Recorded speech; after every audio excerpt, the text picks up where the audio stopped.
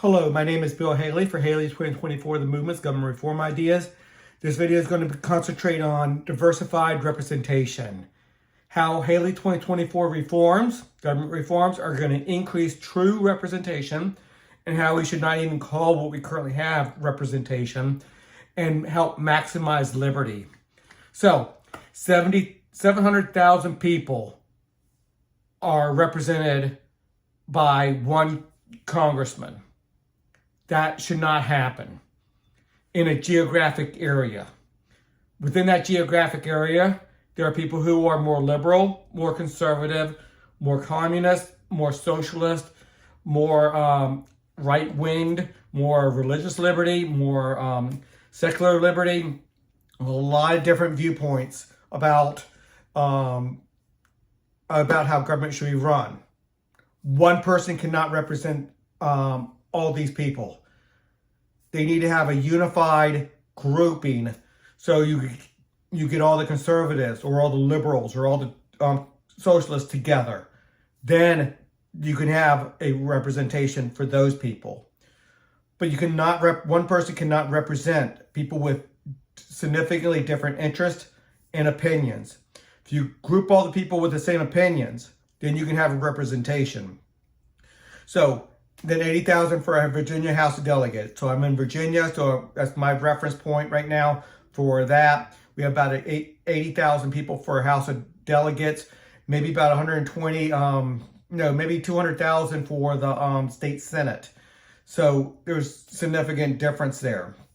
So there's too many people that these people are representing if we just do it by geographic group. I'm saying we should not do it by geographic group. We should group people together within their interest that have the same opinions. Then we should be able to get better representation. So have somebody represent somebody with only people who like religious liberty or social conservatism or social liberalism or whatever your point of view is. You get people to represent that point of view. And that is a better way of having representation. So how do we go ahead and do this? Let me get to it. All of these citizens have a wide differences of opinions regarding public policy. As a result, congressmen and delegates represent people that they do not, they represent people and not the people's opinions. Highly important to understand. To represent a person, you have to represent their opinions and their interests. Well, they can't.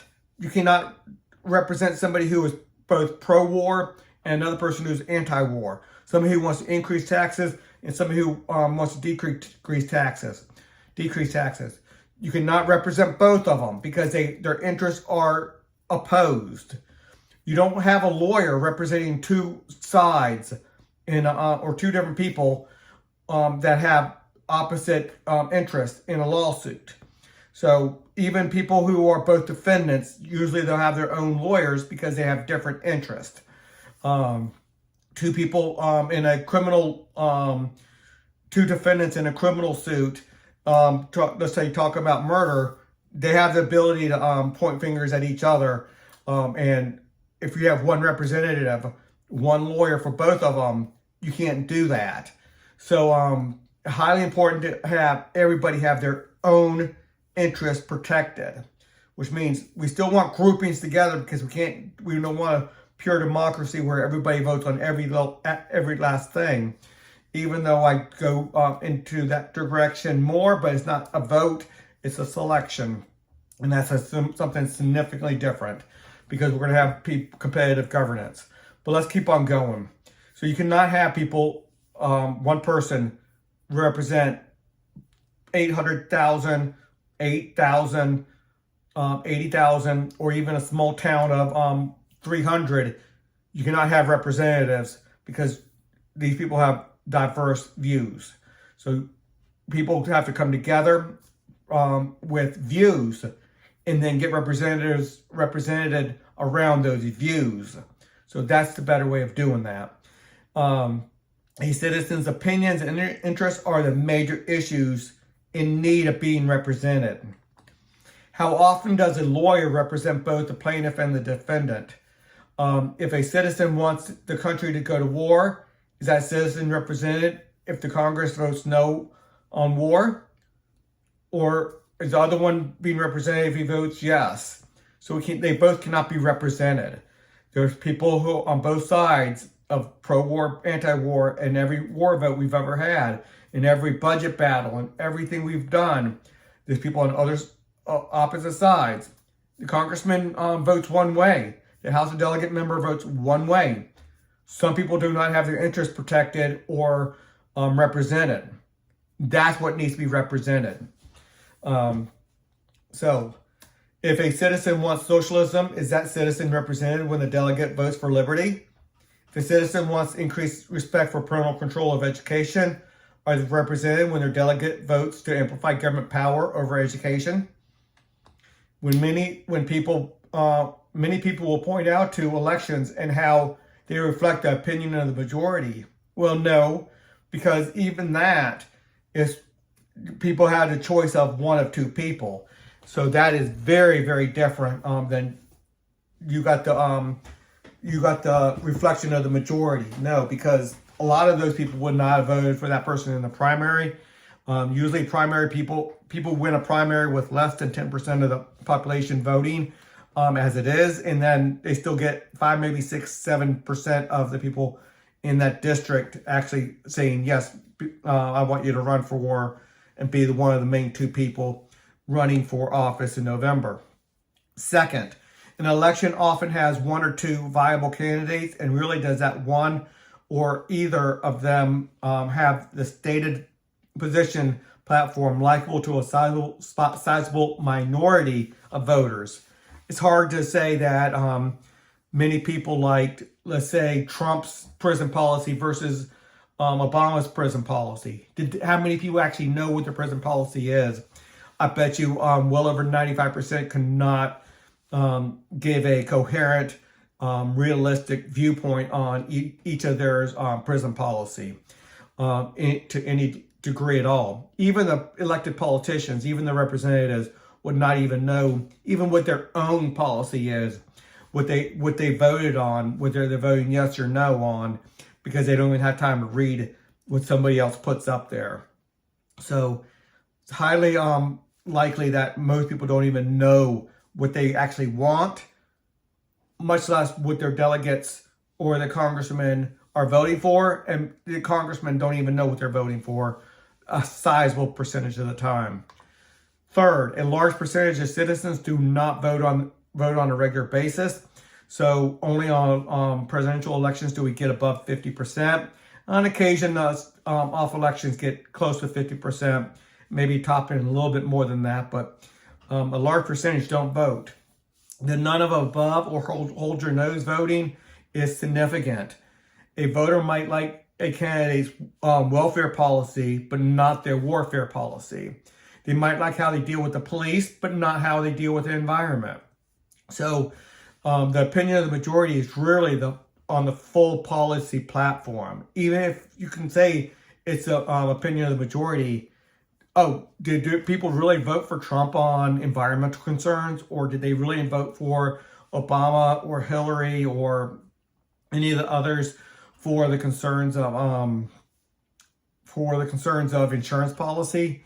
Yeah, it's somewhere in the mix to some degree, but vast majority, well over 95%, could not even give a coherent position paper, paragraph, or talk for a minute about their positions on insurance or finance policy. Okay, citizens do not know the candidates' positions well. It takes a long time to study the position papers of candidates fully. Most candidates' websites are very weak on quality position papers. Short, non-specific quotes are normal. Media reports of candidates' positions are problematic at best and prone to bias. A lot of media are biased in itself and not going to give a fair shake to the true representation and within context of a political person's political position on a certain subject. And that is very, very normal. So most people don't know it. And even when they do get some information, it's done with major bias. And a lot of times the position paper is to a great degree a lie in the first place, because that's not what their true position is or what they actually vote on. It's what they want their voters to think, but not in reality what it is. The opposing campaign often misleads and takes out of context a candidate's positions on many issues. The very rational ignorance of the voter, and I don't say that as an insult, the very rational ignorance, which comes from Milton Friedman, that most people are ignorant about a lot of political positions, or he was more talking about, let's say, stock market. You're voting your stocks and stuff. They're ignorant of the position that most people have. And it's not rational for them to get fully invested in knowing what that is. Your vote has such little weight, and the quest for knowledge takes so much time, and you have so many things to vote on. It's not rational for a voter or a stockholder to be totally informed on everything they're voting on. So we need a better system, in my opinion. So we'll get to that in a minute. A very rational ignorance of the voters' knowledge of candidates is profound. Even after 18 months of intense media attention of a presidential campaign, the vast majority of citizens do not know the real stated positions of the candidates. And again, those stated positions are usually not what is out of context and not what their real positions are if you look at it within context. Often the candidates' stated positions do not reflect past or future voting. Let's see. Members of Congress and delegates have too much on their plate. So we'll go over the different sectors of the economy and what they have to go by in a minute. But you understand, if they just looked at 1/30th of it once a month, split the government into 30 sectors and look at it one a day.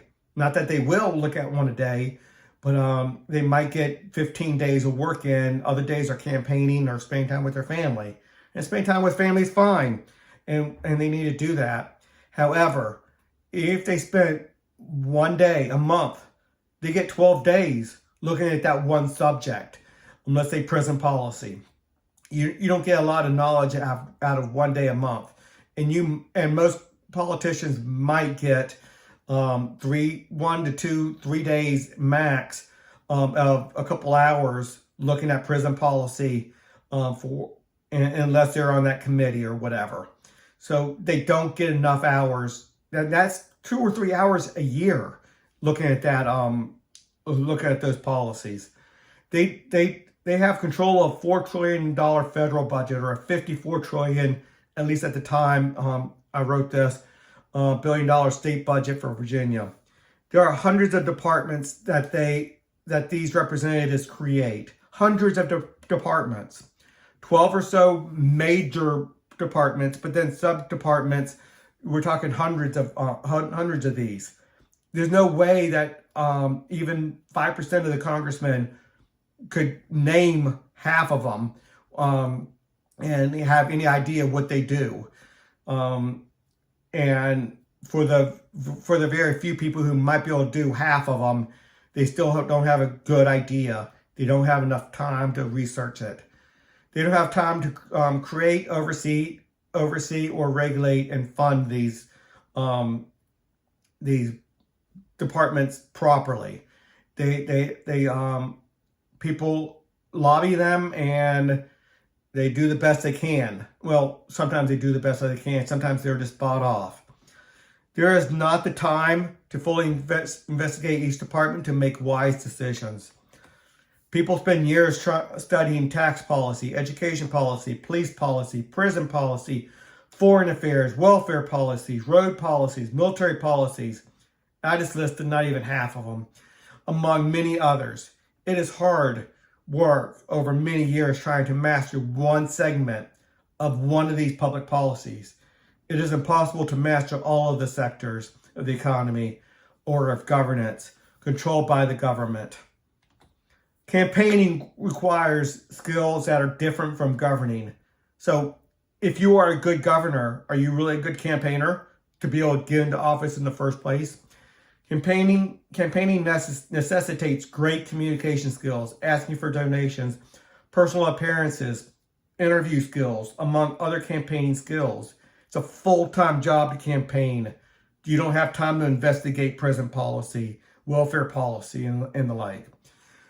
Even with good campaign staff, the candidate must spend much of their time campaigning and fundraising.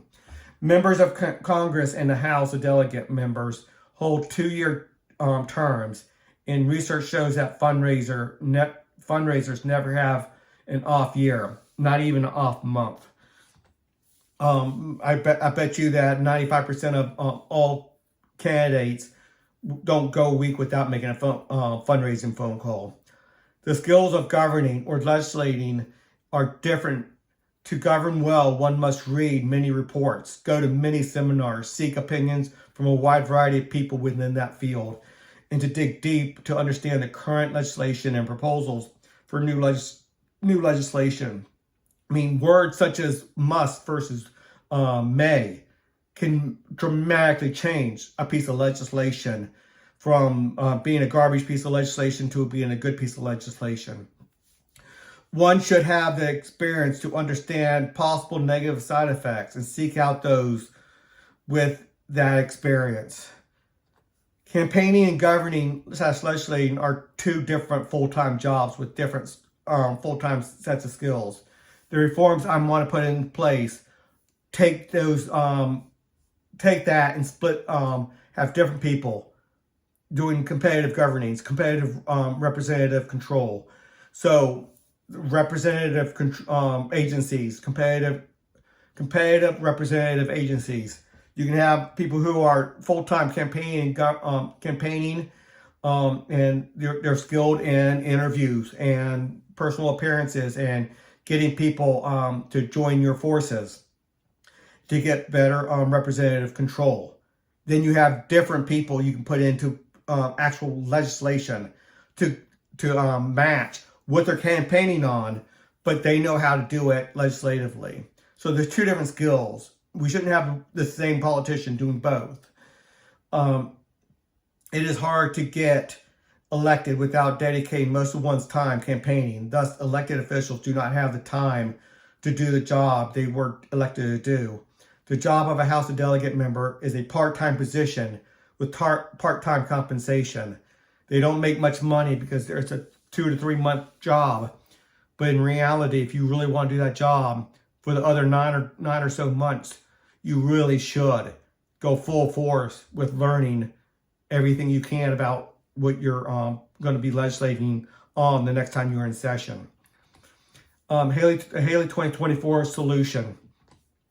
Haley 2024 solution is to split all regulations into 30 sectors. Right then and there, when you are thinking about prison policy, that's all you're thinking about. Somebody else is campaigning and governing and legislating on welfare policy. Now we go to a charity system, so charity policy. And the people who are doing the police is a separate legislative body, separate campaigning. No one person is in charge of both roads and education. In charge of both police and prisons. There's two separate disciplines. Both courts and let's say the diplomats overseas. Let's say the soldiers and let's say insurance policy. We separate into 30 sectors. And all those sectors are on my website. We might get them here in a minute. No person has a role in more than one of the 30 sectors. So it's highly important to understand when you are going for environmental control, that is your job. You campaign and then to try to get your representation up, try to get more members in your regulatory agency doing regulation over environmental controls. Then you have legislative just for environmental control, the legislators in there. So, and then you have an executive doing that job too. So everything's environment, or everything's education, or everything is police. You pick your lane, and so you're concentrating on your lane. Then you're picking whether you're doing the campaigning part or the legislating part. You're trying to gain membership and gain that representation so you can have representative power over more people and more control. Or do you want to actually do the actual legislating where you're digging in deep on what the best environmental policy is? 30 sectors is a significant diversified representation. That is significant.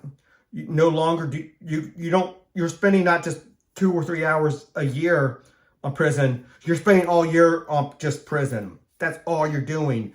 You're campaigning on that, or you are legislating on that. That is your concentration. Each representative will govern / legislate only within their sector.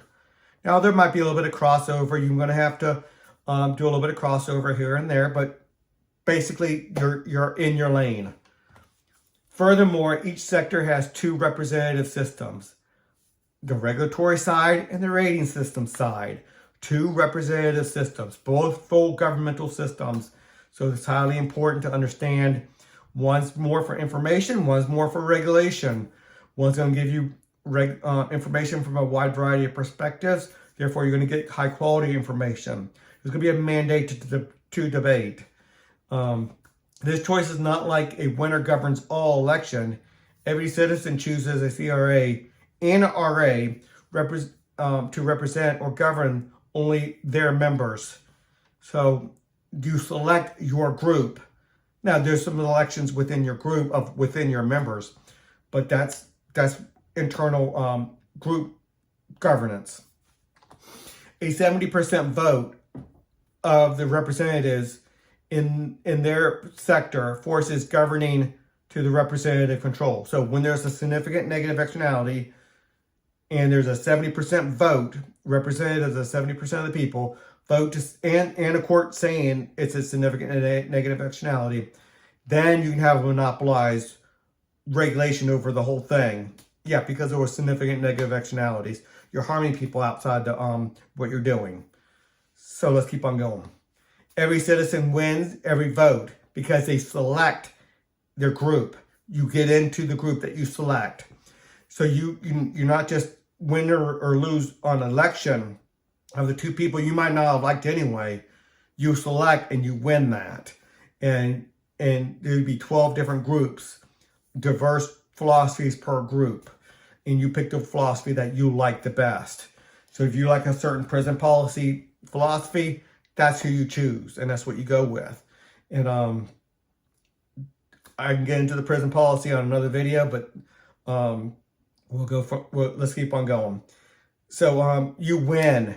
You win because you select, and you get the one that you select, then you're a member there, and then you have voting within there to try to fine-tune the philosophy there. It does in well-defined choices. So these choices are already defined, and over time, they're going to have a history.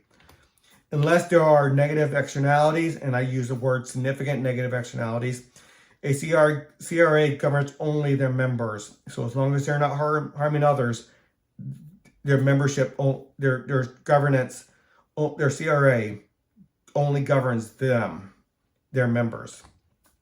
A citizen cannot force their opinions, regulations, or controls on others.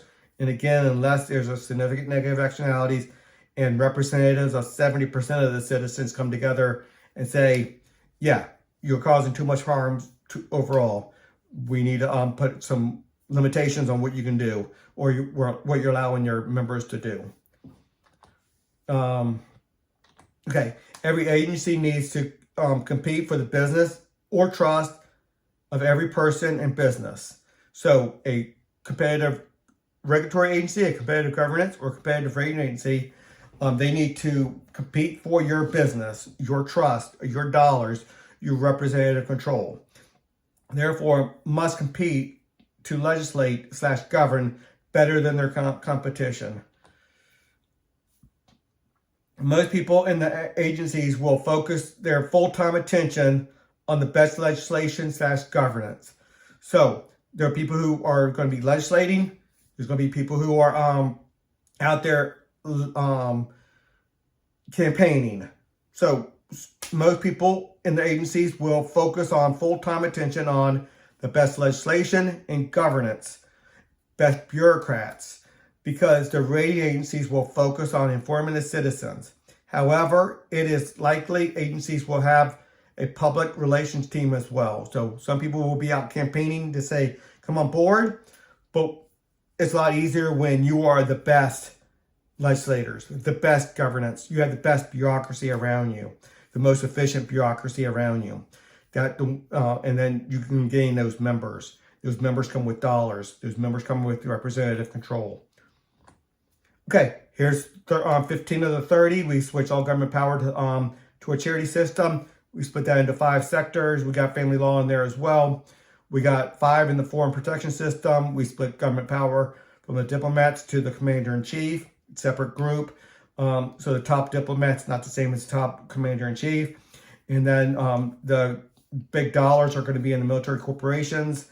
And that doesn't have direct military control.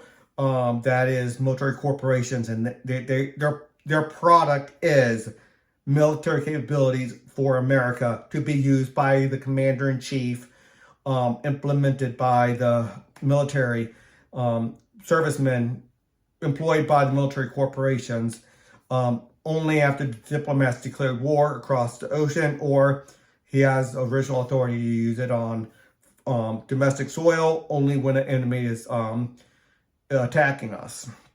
So military capability system is the finance mechanism for that. Military authorization is the oversight board to give authorization. They can pull anybody's badge, authorization to be in the military. Just like that, with 40% of the people, representatives of 40% of the people can pull somebody's badge if they start going a little bit AWOL, a little bit going the wrong way. 5 in the violent crime mitigation system. Look over those videos and that on my thing. You can read a little bit.